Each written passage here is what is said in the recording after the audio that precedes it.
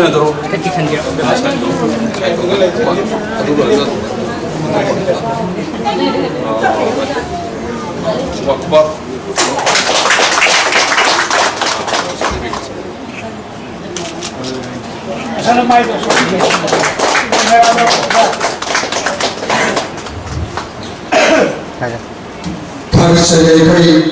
Nasihat Toiba Mitoleno Ozara Ekali Ozabu Ahlu Ozabu Idai Punakama Batu Dai Koi Ozagi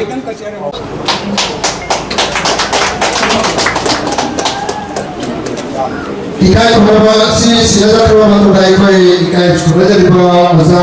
Ozagi Mamalistamba Wahai Amalukan Photo Piala Budi Daman Nation Jadi Ozabu Pinjari, dia naik pinjang itu tu, si tanya haji kita betul. kita kalau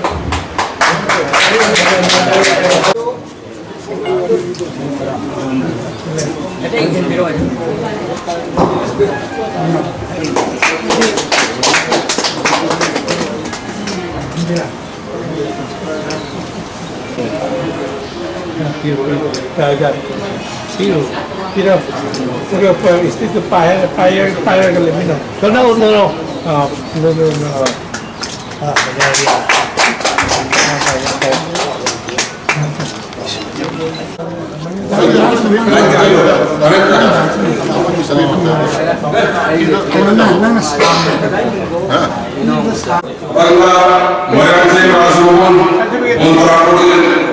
Aduh itu pilih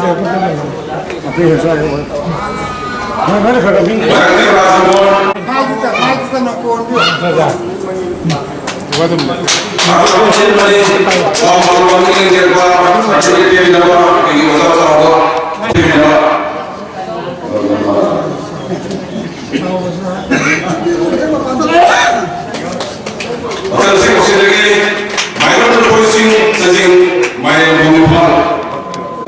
itu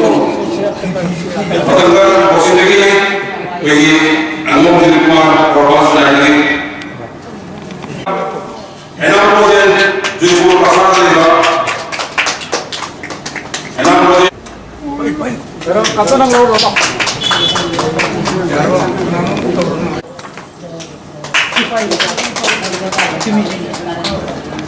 Raja mungkin tidak tahu. Pertengkaran ibu dan bayi bina kami kali Pak Gubernur sendiri sangat besar sama singgah bangga itu asal ini Pak. Saat ini kita kita sama. Tapi hari berapa masuk bersama siapa terus để cho nó đâu chắc sẽ hoàn một cái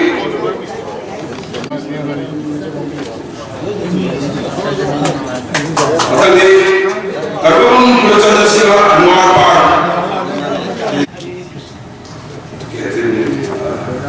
atanda dapat saya masih Catherine Durgasima sungai Cakung lagi Pak. Soalnya jumlah orang. Ini belum lencah lah. Ini loh. Ini lagi sih sungai bang lagi. Orang jadi lagi. Juga positif. Kalau orang bercanda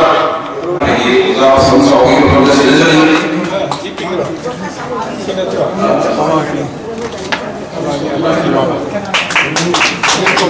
Em bảo với người đi rồi mang cái gari phẳng rồi chứ. Masih biriba alhamdulillah kaum baisto kaum ni baisto di kaikya ahan bamuk tadai ko kuranjeri loiranga landam simu ko biriba ibido ibido ani gi ko ndo so hamdu ko kuranjeri ngasi awanu milasi jaw ngai numit mukhalabani maramdi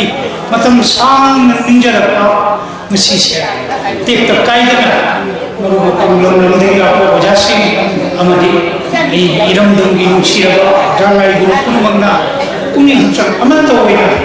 ꯃꯁꯤ ꯁꯧꯒꯠꯄꯤꯗꯅ ꯁꯦꯟꯊꯪ ꯑꯃꯗꯤ ꯑꯩꯈꯣꯏꯒꯤ ꯑꯋꯥꯠꯄ ꯀꯌꯥꯕꯨ ꯐꯨꯒꯠꯄꯤꯗꯅ ꯁꯔꯀꯥꯔꯒꯤ ꯃꯇꯥꯡꯗꯁꯨ ꯑꯩꯈꯣꯏꯅ ꯍꯥꯏꯖꯠ ꯆꯠꯆꯔꯨꯕ ꯃꯇꯝꯗ ꯃꯌꯥꯝꯅ ꯄꯤꯕꯤꯔꯛꯇꯅ ꯉꯁꯤꯒꯤ ꯊꯧꯔꯝꯁꯦ ꯑꯩꯈꯣꯏ ꯌꯥꯝꯅ ꯅꯨꯡꯉꯥꯏꯅ ꯉꯁꯤ ꯄꯥꯡꯊꯣꯛꯆꯕ ꯉꯝꯖꯔꯤꯕ ꯉꯁꯤ ꯈꯨꯗꯤꯡꯃꯛꯁꯤ ꯂꯝ ꯑꯁꯤꯕꯨ ꯀꯣꯟꯕꯤꯔꯤꯕ ꯎꯗꯧ ꯏꯕꯦꯗꯧ ꯑꯃꯗꯤ ꯂꯩꯀꯥꯏ ꯑꯁꯤꯗ ꯑꯩꯒꯤ ꯒꯨꯔꯨꯒꯤ ꯄꯣꯛꯐꯝ ꯑꯣꯏꯔꯤꯕ ꯅꯨꯡꯁꯤꯈ꯭ꯔꯕ ꯑꯍꯜ ꯂꯃꯟ ꯏꯕꯥꯏ ꯑꯃꯁꯨ ꯑꯩꯒꯤ ꯏꯃꯥꯁꯤꯡꯅꯆꯤꯡꯕ ꯃꯌꯥꯝ ꯑꯁꯤꯅ ꯍꯔꯥꯎꯅ ꯅꯨꯡꯁꯤꯔꯕ ꯏꯅꯥꯎꯁꯤꯡ ꯏꯃꯥꯁꯤꯡ ꯏꯆꯦꯁꯤꯡꯅ ꯊꯋꯥꯏ ꯍꯛꯆꯥꯡ ꯌꯥꯎꯅ ꯊꯧꯔꯝ ꯑꯁꯤ ꯄꯥꯡꯊꯣꯛꯄꯤꯗꯨꯅ ꯉꯁꯤ ꯑꯩꯈꯣꯏꯒꯤ ꯊꯧꯔꯝ ꯑꯁꯤ ꯌꯥꯝꯅ ꯅꯨꯡꯉꯥꯏꯅ ꯄꯥꯡꯊꯣꯛꯆꯕ ꯉꯝꯖꯕꯅꯤ ꯂꯣꯏꯅꯅ ꯑꯩꯈꯣꯏꯒꯤ ꯅꯨꯡꯁꯤꯔꯕ ꯆꯤꯡꯗꯣꯟ ꯃꯥꯄꯜ ꯂꯥꯟꯅ ꯂꯤꯡꯕꯤꯔꯛꯏꯕ ꯃꯅꯤꯄꯨꯔ ꯁꯅꯥ ꯂꯩꯕꯥꯛꯀꯤ ꯑꯩ ꯌꯥꯝꯅ ꯅꯨꯡꯁꯤꯖꯔꯕ ꯒꯨꯔꯨ ꯍꯥꯏꯔꯕꯗ ꯀꯥꯏꯗ꯭ꯔꯕ ꯑꯣꯖꯥꯕꯨ ꯑꯩꯅ ꯑꯍꯥꯟꯕꯃꯛꯇꯗ ꯍꯟꯅ ꯀꯣꯛꯅꯣꯅ ꯈꯨꯔꯨꯝꯖꯔꯤ ꯃꯔꯝꯗꯤ ꯑꯩꯈꯣꯏꯒꯤ ꯍꯟꯗꯛꯀꯤ ꯊꯧꯔꯝ ꯑꯁꯤꯃꯁꯤꯗ ꯃꯄꯨꯡ ꯐꯥꯅ ꯁꯧꯒꯠꯄꯤꯔꯛꯄꯁꯤ ꯑꯣꯖꯥ ꯑꯁꯤꯒꯤ ꯃꯇꯦꯡꯗꯒꯤ ꯑꯣꯖꯥ ꯑꯁꯤꯅ ꯄꯥꯎꯇꯥꯛ ꯀꯌꯥ ꯄꯤꯕꯤꯔꯛꯄꯗꯒꯤ ꯑꯃꯗꯤ ꯑꯣꯖꯥ ꯑꯁꯤꯅ ꯒ꯭ꯌꯥꯟ ꯀꯌꯥ ꯇꯥꯛꯄꯤꯔꯛꯇꯅ ꯉꯁꯤꯒꯤ ꯊꯧꯔꯝ ꯑꯁꯤꯃꯁꯤꯗ ꯁꯣꯏꯗ ꯉꯥꯝꯗꯅ ꯇꯦꯛꯇ ꯀꯥꯏꯗꯅ ꯑꯣꯖꯥ ꯑꯁꯤꯒꯤ ꯌꯥꯝꯅ ꯆꯥꯎꯔꯕ ꯕꯣꯔꯗꯥꯟ ꯑꯃꯁꯨ ꯑꯩ ꯁꯟꯗꯦ ꯍꯥꯏꯅ ꯂꯧꯖꯩ ꯑꯗꯨꯅ ꯉꯁꯤꯒꯤ ꯑꯁꯤꯃꯁꯤꯗ ꯒꯨꯔꯨꯒꯤ ꯃꯉꯥꯅꯤ ꯆꯨꯝꯅ ꯆꯠꯊꯔꯛꯄ ꯊꯧꯔꯝ ꯑꯁꯤꯃꯁꯤꯗ ꯃꯌꯥꯝꯅ ꯄꯨꯛꯅꯤꯡ ꯍꯛꯆꯥꯡ ꯑꯃꯠꯇ ꯑꯣꯏꯅ ꯉꯁꯤ ꯂꯣꯏꯁꯤꯜꯂꯛꯄ ꯄꯨꯡ 5 ꯍꯦꯜꯂꯛꯑꯕ ꯐꯥꯎꯕꯗ ꯃꯌꯥꯝꯁꯦ ꯀꯥꯏꯗꯅ ꯉꯁꯤ ꯃꯤꯐꯝ ꯑꯁꯤꯃꯁꯤꯗ ꯃꯄꯨꯡ ꯐꯥꯍꯟꯕꯤꯕꯒꯤꯗꯃꯛꯇ ꯑꯩꯅ ꯍꯟꯅ ꯃꯌꯥꯝꯅ ꯈꯨꯔꯨꯝꯖꯔꯤ ꯑꯗꯨꯒ ꯂꯣꯏꯅꯅ ꯉꯁꯤ ꯑꯣꯖꯥꯁꯤꯡ ꯀꯌꯥꯅ ꯅꯨꯡꯁꯤꯔꯕ ꯐꯖꯔꯕ ꯋꯥꯔꯤꯒꯤ ꯄꯔꯤꯡꯗ ꯑꯀꯥꯏꯕ ꯂꯩꯇꯅ ꯃꯊꯪ ꯃꯅꯥꯎ ꯅꯥꯏꯅ ꯄꯤꯕꯤꯈꯤꯕ ꯑꯣꯖꯥꯁꯤꯡꯒꯤ ꯃꯐꯝꯗꯁꯨ ꯑꯩꯅ ꯊꯥꯒꯠꯄ ꯋꯥꯍꯩ ꯍꯥꯏꯖꯔꯤ ꯂꯣꯏꯅꯅ ꯃꯁꯤꯒꯤ ꯊꯧꯔꯝꯁꯦ ꯃꯇꯨꯡꯗꯁꯨ ꯃꯁꯤꯒꯤ ꯊꯧꯔꯝ ꯑꯁꯤꯕꯨ ꯑꯀꯥꯏꯗꯅꯕ ꯑꯩꯁꯦ ꯀꯝꯗꯧꯔꯦ ꯍꯥꯏꯔꯒ ꯑꯩꯈꯣꯏꯒꯤ ꯊꯧꯔꯝꯁꯤ ꯆꯥꯎꯈꯠꯄ ꯄꯨꯔꯛꯄ ꯉꯝꯒꯗꯒꯦ ꯑꯃꯗꯤ ꯃꯁꯤꯒꯤ ꯒ꯭ꯌꯥꯟ ꯑꯁꯤ ꯑꯣꯖꯥꯁꯤꯡ ꯀꯌꯥꯅ ꯄꯤꯕꯤꯗꯅ ꯑꯩꯈꯣꯏꯒꯤ ꯊꯧꯔꯝꯁꯤꯕꯨ ꯃꯄꯨꯡ ꯐꯥꯍꯟꯕꯤꯌꯨ ꯍꯥꯏꯖꯕ ꯑꯁꯤꯒ ꯂꯣꯏꯅꯅ ꯃꯌꯥꯝꯗ ꯑꯩꯅ ꯈꯨꯔꯨꯝꯖꯔꯤ ꯃꯇꯥꯡ ꯑꯁꯤꯃꯁꯤꯗ ꯑꯩꯈꯣꯏꯒꯤ ꯍꯟꯗꯣꯛꯅ ꯊꯥꯒꯠ ꯋꯥꯍꯩ ꯃꯇꯦꯛ ꯑꯃꯇꯪ ꯍꯥꯏꯔꯒ ꯃꯇꯥꯡ ꯑꯁꯤꯒꯤ ꯂꯣꯏꯁꯤꯟꯖꯔꯤ